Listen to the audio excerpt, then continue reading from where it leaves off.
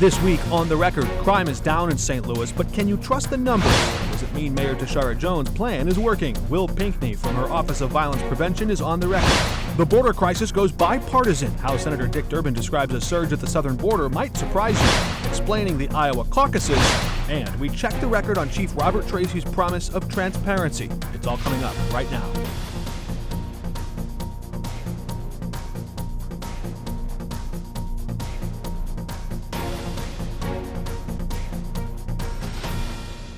Welcome to The Record. I'm Mark Maxwell. Official crime stats gathered and published by the St. Louis Metropolitan Police Department show St. Louis is a safer city today than it was a year ago. Homicides are down 21%, juvenile shootings down 47%, and auto thefts down 19%. Almost every category of violent crime is dropping sharply. But is that simply due to a national trend? The farther away we get from the pandemic and its disruptions to our daily lives, the more we see trends like this across the country. Or is this progress in this city? A city that has struggled with its reputation for violence, a sign of something bigger. The city's Office of Violence Prevention Director, Will Pinckney, is now on the record. Thanks for joining us. Thank you. You were recently at a regional event where violence prevention experts said you can't have just a soft on crime approach and you can't have just a tough on crime approach. You've got to have both. Do you agree? Yes. I wonder more about that. Crime's a huge issue. It seems like the city's taking a divide and conquer approach. If police take that tough on crime aspect, there's a number of other legs to this stool that are dealing in the softer space. Is that more or less what your office does? Definitely, yeah. And I'd say people who commit violence operate in the gaps, right? So this approach of not having all enforcement or all, a sort of social service softer approach is correct. You got to have them both. And the mayor opened your office in 2022. You've been working with the city for a while before that, but this is typically on the trend line, a newer thing, the Office of Violence Prevention. Yes, it is. We've got, let's see, there's community violence interrupters. We'll come back to that in a moment. If police take on the violent crime, you've got cops and clinicians who address these more volatile mental health issues. The crisis response teams that tackle what you've called low priority calls. What's an example of that? Trespassing. So if a lot of times when trespassing calls happen to somebody who's homeless, maybe somebody who's suffering from addiction, you don't need police going into that. So you can have someone who's trained to do that go and manage those calls. So this is the divide and conquer where it's taking some of these calls off the plate of the police officers. Yes. We know they're saddled with a lot going on. Is there evidence that any of this is working in the bigger picture? Do we see it in the crime stats? I would say somewhat, but it's still too early, right? Most of these programs are just starting out. The Cops and Clinicians program has been around since 2021, but this community-centered crisis response is new. The violence interruption, which I know you said we'll get back to, has been around a while. So all these programs are about planting seeds. So you can definitely see some of this in some communities where you might see less of those lower level crimes, less violence between people, that's just more interpersonal interactions. But I'd say we need some more time before we can really tell definitively what the impact is they're having. The statistic that stood out to me from the mayor's State of Public Safety address earlier this week stood out. Only 0.16% of our population are likely responsible for 30% of the region's murders. 0.16, a fraction of 1%, are responsible for almost a third of all the murders in the city? Yes. How can that be? Well, I mean, this happens all throughout the country. When we see crimes, we see stories about crime all the time. But when you really look at who is responsible for the majority of it, me and you, we're in a group, we're fighting with each other, or me and you have grown up in opposing neighborhoods, and maybe you killed my mother or a cousin or something. That stuff permeates throughout generations, and so we're constantly going back and forth with each other. That's how you often see a small group of people responsible for a large amount of crime. Do I understand the aim of the violence interruption program correctly? That it's to find those 0.16% of people and eventually, basically just persuade them not to pick up a gun? Correct, and that could be in the moment, right? That you put something on social media that disrespect somebody in my family, so now I'm pissed that I'm coming after you. So those violence interrupters will engage that person in both sides and say, come on, let's calm that down. And it could be more in an immediacy, right? I walk up, they're walking through a neighborhood, and you and I, are at each other, maybe have guns on us, they might not be drawn, but now we're trying to stop that and mediate that conflict. You said that we don't have enough time to measure it just yet, measure it all. But we have had some time. Yes. Cure Violence was the name of one of these violence interrupters, and the Washington University experts, they dug into a 3-year time span and looked at all this, and they found that, quote, reductions in crime statistics are not uniquely associated with implementation of the Cure Violence program, but rather a result of general changes occurring across the city. And in 3 different neighborhoods where the Cure Violence was happening, in 2 of them they really saw no evidence that crime was actually going down at all. Well, I would say one of the things they also said in that evaluation was the evaluation got cut short, right? So it was only 2 years instead of 3. I think the important thing to remember, the Office of Violence Prevention takes a comprehensive approach. You've talked about some of the programs. None of these things can, in isolation in and of themselves, help, right? If we're talking about violence interrupters, they're coming in when something's already kicked off. We want to also engage in, and many of our programs engage in these communities, in dealing with root causes of crime in addition to that. So if you just are doing violence intervention, if you just are doing a Cure Violence type program, no, it's not going to be effective. So every little bit can help, but I think in a city that's cash strapped, or a city that has a lot of COVID money and RAMS money, and you're looking to make your best investment, can you look at the history of Cure Violence and say, yeah, that's worth it? Yeah, I think to some ways you can, right? I think definitely, while it said it didn't find a demonstrable change, I think in one neighborhood they said it did actually. In the Wells Goodfellow neighborhood, there was 12 fewer incidents of violence there. That's what their estimate said. Correct. So I wouldn't say, even they didn't say it didn't have any impact. I think the key message here is that we can't do these things in isolation. And to your point about cost, many of the things and many of the interventions that we're talking about that are connected with these already exist. So it's not costing any extra money. If a Cure Violence interrupter comes in contact with me and connects me to somebody else, it's no extra cost there. But the city's going away from Cure Violence, the provider, and giving the same work or the same job duties to a different group. Yes. But it's the same thing, right? Is there anything different or new about this new group, Mission No, STL? I'd say, so the new program is called Show Me Peace. There's no difference. It's still people going out in a defined geographical area to sort of prevent violence, right? So no, that's not different. But I will say we did take a step back. We did do some different training and engage some different people. Will Pinckney, thanks so much for joining us. Thank you very much for having me. Good to have you. What President Biden has done at the border is rebellion or insurrection. Could Missouri remove President Biden from the ballot? Senator Dick Durbin reacts to that threat and talks immigration after the break. Donald Trump won the presidency in 2016, railing against illegal immigration and warning about the perceived dangers and risks some immigrants might bring with them across the southern border. 8 years later, he's running again, only ramping up that same rhetoric. Last month, Trump had to explain himself after he said this.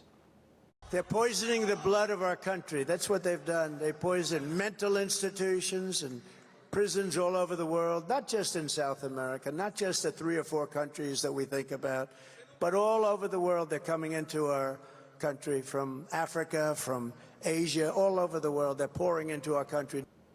Trump later claimed ignorance on part of those remarks and said he had no idea that the rhetoric about poisoning the blood of our country closely mirrored the language Adolf Hitler used in his racist manifesto. President Joe Biden's campaign swiftly criticized those remarks and will likely continue to do so if those 2 men face off again in November. But on the floor of the U.S. Senate, top Democrats are starting to sound alarms about the flow of illegal immigration as well. And while some of their language sounds different, it also carries urgent warnings. Here's Illinois Senator Dick Durbin on Monday. The thousands and thousands of people who are turning up at our borders each day are unsustainable. In this last year, more than 10,000 people from Uzbekistan showed up at our southern border in Mexico. How do you explain this? Well, one explanation is pretty obvious. Many of these people have found their way to the United States through international groups, some of them with very sinister purposes, who are trying to make a lot of money on helpless people by promising they can get to the United States and have a much better life. These people are being exploited in Africa, in Asia, around the world, and we have to deal with this seriously. They are not the ordinary course of refugees coming to the United States. They are overwhelming numbers that has completely bankrupted our system. And Senator Dick Durbin is now on the record. Senator, you cited this New York Times report in your floor speech, but I've never really heard you use the term sinister or exploitation to describe immigration's and a group's intent before. Tell us more about that. How do you know this is happening? Imagine for a moment that you are a resident of Guinea in Africa, How in the world are you going to get to the border of Mexico and the United States and try to be accepted? Well, it turns out you have to fly from Guinea to Turkey, then from Turkey to a Southern American country of Colombia, then to Honduras, then to Nicaragua, and then to the border with Mexico, and try to step across the line into the United States. A person living in Guinea today is not likely to accomplish that on their own. They need to have someone arrange the travel and pay for it, and then they have to pay that person an enormous sum of money for the purposes. Most of us view the residents, refugees coming across the border south of the United States as refugees from Central and South America. They're coming in from all over the world, and many of them are escaping the kind of background checks that are absolutely essential to make sure that our country is always safe. So I believe there is an international effort underway and money being made in countries all over the world bringing folks to our border.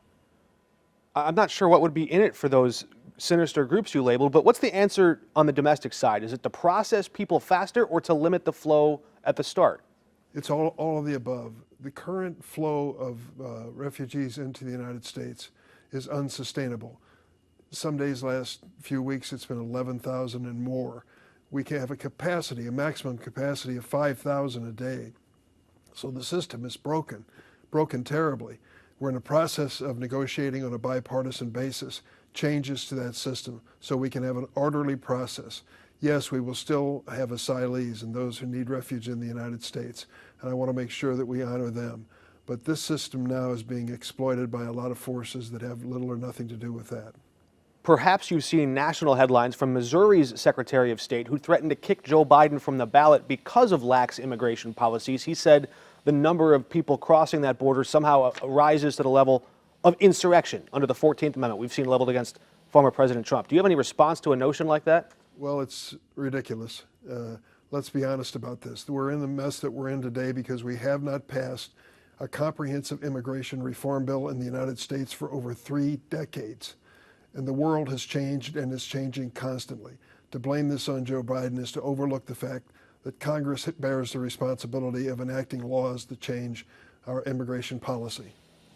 Can you get it done in an election year before November? I think we can get something significant done. I'm counting on this bipartisan group of 3 senators who have been meeting for weeks now. Good reports this week promising that we're moving in the right direction. We need to do it as soon as possible.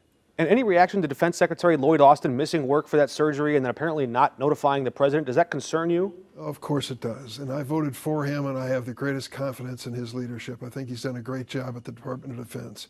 But he has admitted publicly that he blew it on this one.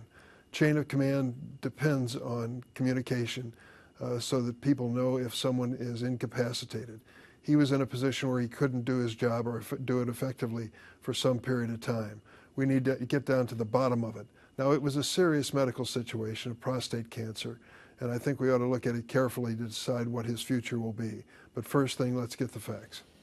And I know we're tight on time. I think some of our readers have seen that you're debating whether President Biden should debate Trump at all. What's the thinking there? Well, I don't know. I've been to the debate. In fact, I went to the one at Washington University between Hillary Clinton and Trump, and I think the performance and conduct of the former president Trump was not acceptable. He was roaming the stage in a fashion that didn't show the respect for the process or for the university, for that matter. So let's make sure if we're going to have a debate that it's one we can be proud of. Senator, thanks for your time. We break down the Iowa caucuses next.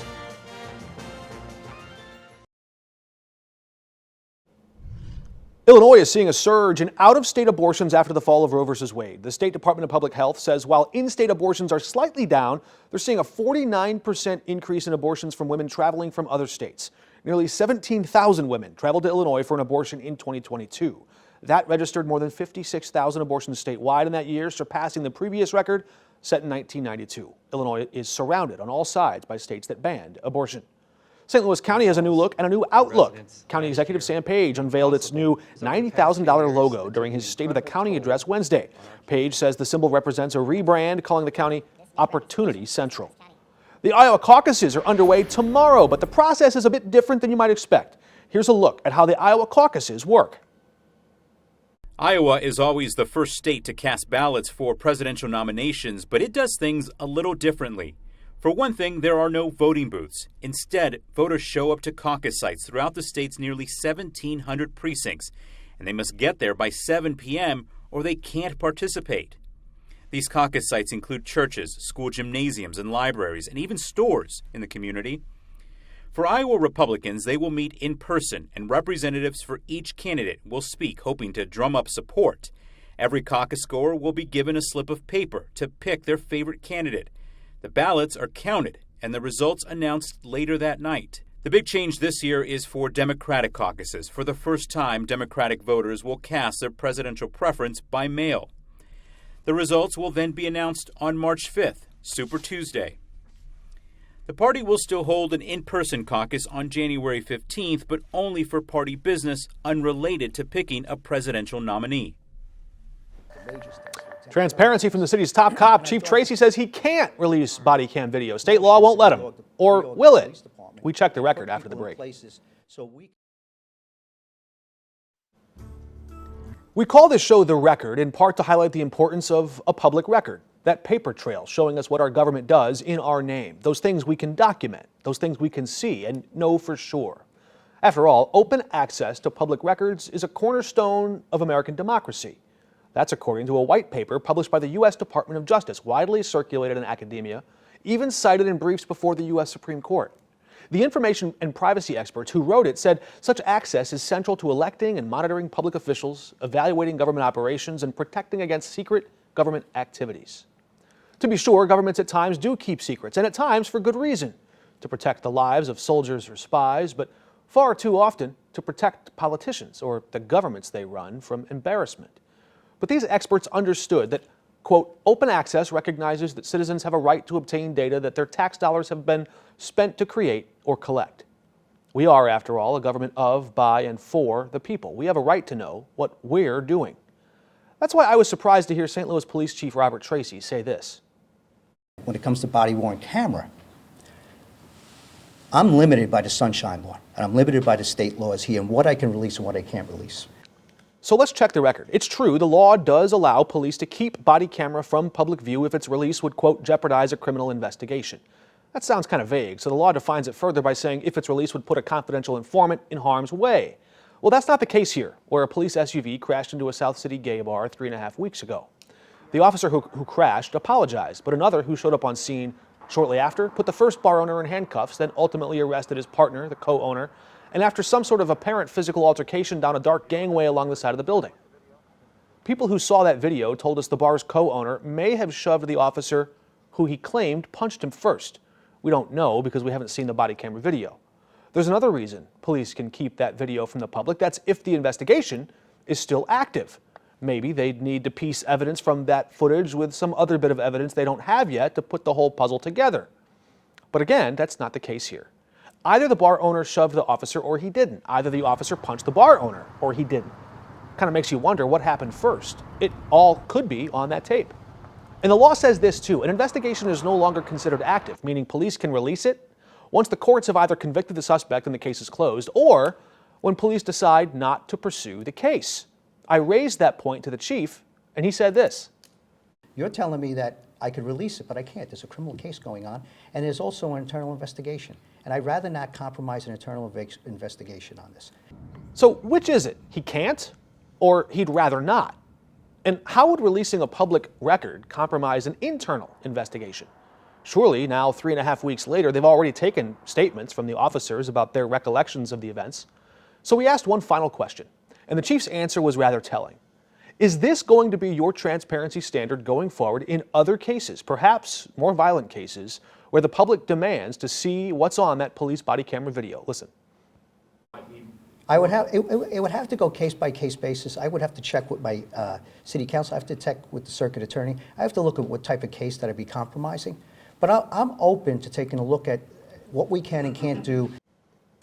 In other words, he reserves the right to release that video if and when he wants to. No, there's nothing in the law that says he must release the video at this point. A court could order that if a judge decides, but nothing in the law says he cannot drop the charges. Nothing in the law says he cannot decide to release the video either. There's the law, what you must do, and there's the right thing, your values that tell you what you should do. Don't take it from me. Take it from him, Chief Tracy, making this promise on the day he got the job. My core values is about transparency. You'll see that as I go along. There you go, the chief in his own words. That's it for us this week. Next week we'll have more from the Iowa caucuses. Until then, we're off the record.